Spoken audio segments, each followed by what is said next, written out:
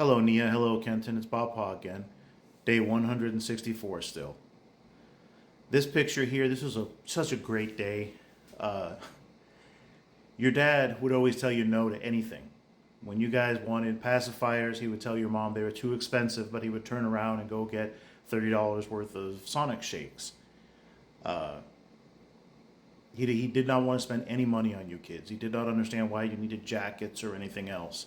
So Papa would try to fill in, especially for stuff like this, the carousel at the mall.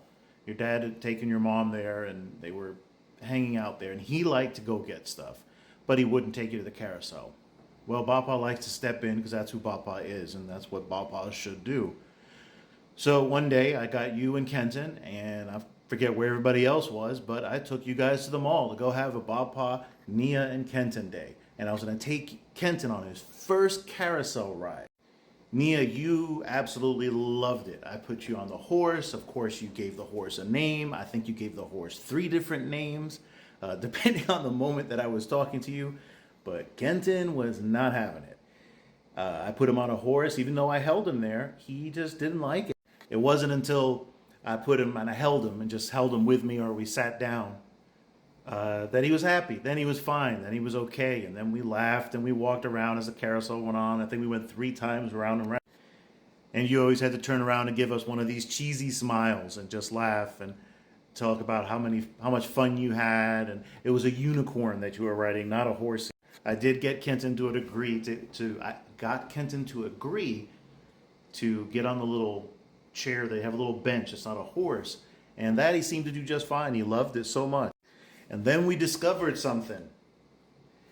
I had to find a place that could, you guys aren't very fancy, you're kids. And I had to find a place that could get you guys some food at the mall. And there's tons of stuff, but I wanted you guys to have like actual food. But you guys weren't eating sushi that day.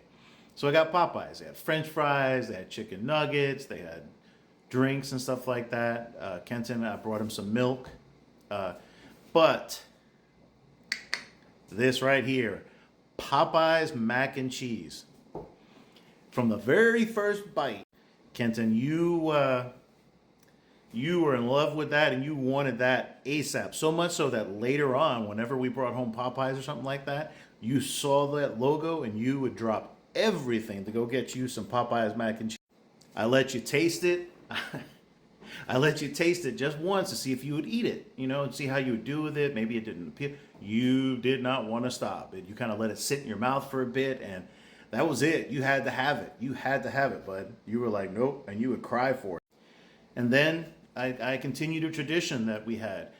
Nia used to go to the Disney store at the mall, and I would let her pick out something. And she was so good because she would never pick out like 15 things.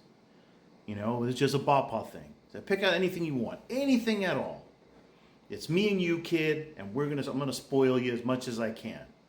And I decided I would do that with you. The Disney store closed, so Nia could never go back there, but I let her pick out something here too. But Kenton, this is your first time. And you didn't seem very interested. I mean, of course, you were looking at everything because this is some kind of like anime plushie store or something like that. But you did look around at everything and you kept wanting to just investigate. You wanted me to carry you, but you were also pretty good and you would stay in your and then you found French fry. It just seemed kind of fitting, Kenton. That's the one you picked. You picked the one little, I believe it's kind of a corgi dog with French fries on his back. And you were happy because your sister got something. She got a hairbrush. She got a frozen hairbrush. She got some other little knick-knack things, but she just wanted to play like I did and you did. But you felt kind of cool. You were smiling. You kept looking at it. You kept playing it. She tried to touch it. She said, no, not going to happen. And after that, we made our way here to the playground. Here in Texas, it's very hot.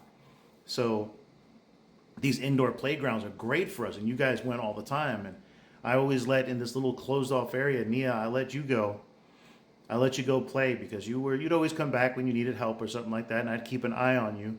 But it was you loved coming here. And Kenton, I think this was your first time with me where I let you run just kind of. I say kind of because the reason why I could take these pictures up close of you is because you always just kept coming back to Papa and wanting me to play. And I was hoping that you'd go play with other kids.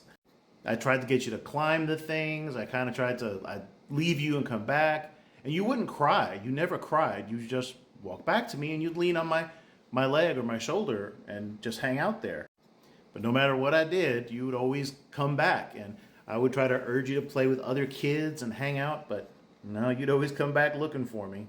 Eventually, though, you did venture out here and you did climb and you played and you were having fun, but never ever too far. You'd always have to stop and do something and look back at me.